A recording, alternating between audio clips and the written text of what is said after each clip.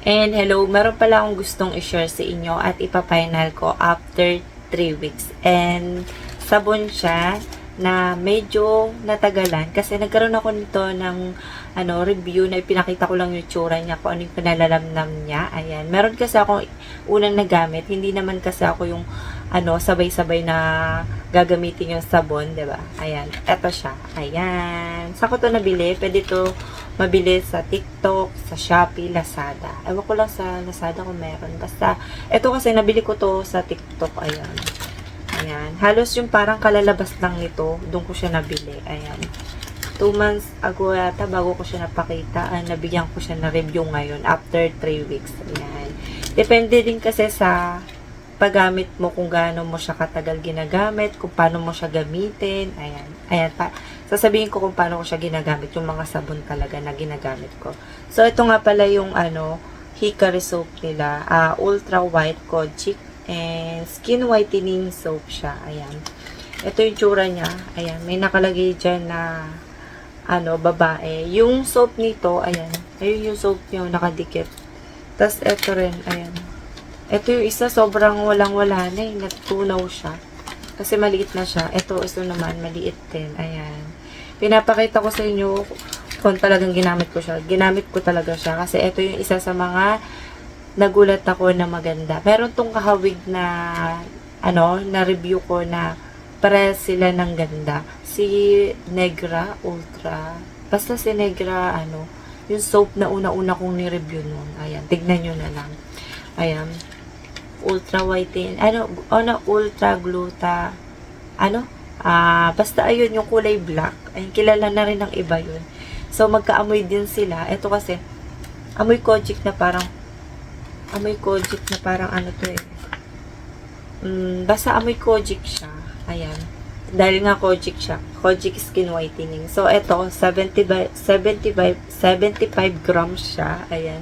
Nakalagay dito sa baba ay whitening, acne, and dark spot. Nakakapagpaputi, nakakapagtatanggal ng acne at dark spot, at kung ano-ano pa. So, ginamit ko ba siya sa mukha? Yes, ginagamit ko lang siya sa mukha tuwing maliligo lang ako. Hindi ko siya ginagamit ng umaga, tsaka gabi. Kasi may ginagamit kasi ako sa face. Ito mga pala yung face ko. Noong nakaraan may black eye ako dito. Ayan, nawala-wala na siya. Kaya ngayon lang ako nakapag-review. So, ito na yung itsura niya. Ayan. Ayan. Yung soap nga pala nito, sa pinaka, soap niya, kulay orange, may tatak na ganito. Ayan siya. Pag walang tatak, tanongin nyo sa seller kung bakit walang tatak. Tapos, yung expiration niya nandito. Dapat ganito yung itsura ng expiration niya. Ayan. Yung iba kasi makapal. Tapos, iba yung itsura. So, non-tested siya sa animals. Paraben-free din siya. Dito yung ingredients niya. Ayan. Nakakatanggal daw siya ng pimples. Ayan. And dark spot. Scar and freckles. Ayan. Stretch mark. Ayan. Marami siya maganda siya sa face. Ayan. And sa akin naman, kung natanggal nga ba yung ko sa mukha. Dahil hindi ko siya ginagamit, hindi ko masasabing nakakatanggal ba siya ng dark spot o Sa katawan naman ay pinamaintain niya lang yung kulay ko, pero hindi naman ako totaling nangitim. Ayan, makikita nyo, nag-vlog ako ng maaga para makita nyo yung itsura. Kasi sa gabi hindi ako masyadong nagkikita. Ayan. Ayan, 'di ba? Pantay pa rin. Kasi kahit na naiinitan ako, kasi hatid sundo talaga ako sa school, 'di ba? Mangingitim ka talaga. Ayan, hindi naman ako nangitim. So, lagi ako naka-t-shirt, 'di ba? Ayan. Karaniwan kasi pag ginagamit ko yung ibang sabon, talagang nagaano sila. Depende rin kasi sa lotion na ginagamit mo, ah. Ito yung lotion nga pala pinapartner ko. At napakaganda nito. Skin, whitening serum body lotion siya. Ayan, milk soap siya. And ayan, maganda siyang partner. Pero kahit namang, dito, partner mo na lotion. Ayan. So, meron nga pala itong, akala ko ito yung sa set nung, kasi meron silang bago na bus, yung rejuvenating set nilang ganito. Akala ko, dun to, pero iba pala. Ito pala yun. Ito yung sa set nila, na mas amoy orange siya kaysa dito. Kasi ito amoy kojic siya. Ito kasi, rejuvenating soap siya. Ayan. Sa mga hindi alam na magkaiba sila. Magkaibang iba. mas orange to. Ito, mild, parang light orange siya.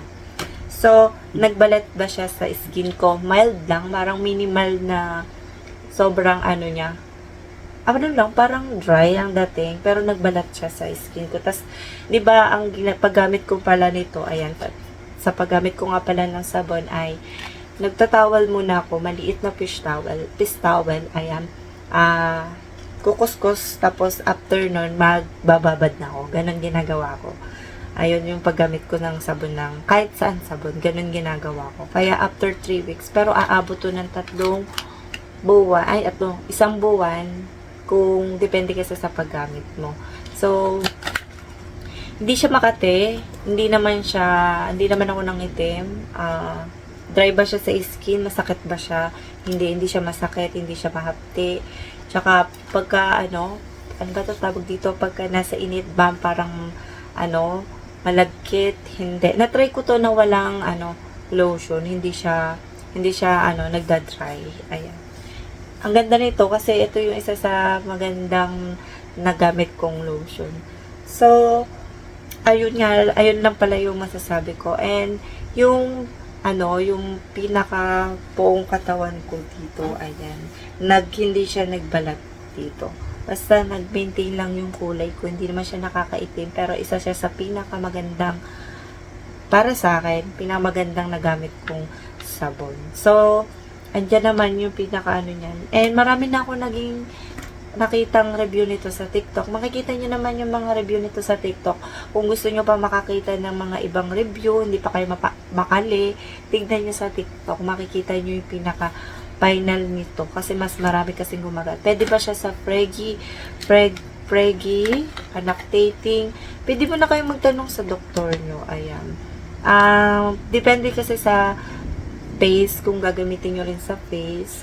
Ito ay 10 to 15 seconds mo lang siya ganunin ha. Bilang kayo. Hindi mo siya kailangan ganunin ha. Tapos pagkalibawa mahapdi sa pakaramdam nyo, wag masyado yung konting sabon lang ganun. Kasi iba sasabihin nila ang hapdi sa face, tapos bakit sa kanya ganun. Depende kasi sa kulay din yan ng skin natin kung bakit naging maputi sila at bakit mabilis, diba? Depende lang kasi yan. Iba kasi magko-comment na naman dyan kasi maganda na yung skin nila. Depende lang kasi yan sa skin na gagamit. Ayan. Depende lang sa skin mo. Kung medyo morena ka, more sabon. Basta huwag ka nagpapainit. Kasi kung magpapainit ka ng bilad talaga, tas nakita mo yung product na ginamit mo, walang silbis sa tingin mo, nasa sa iyo yun. Ayan.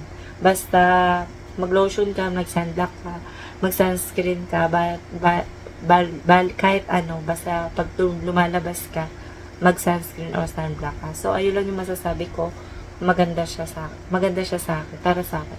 Ewan ko lang sa iba. At sa naging review ng iba, maganda rin sa kanila. So, see you next vlog. Bye!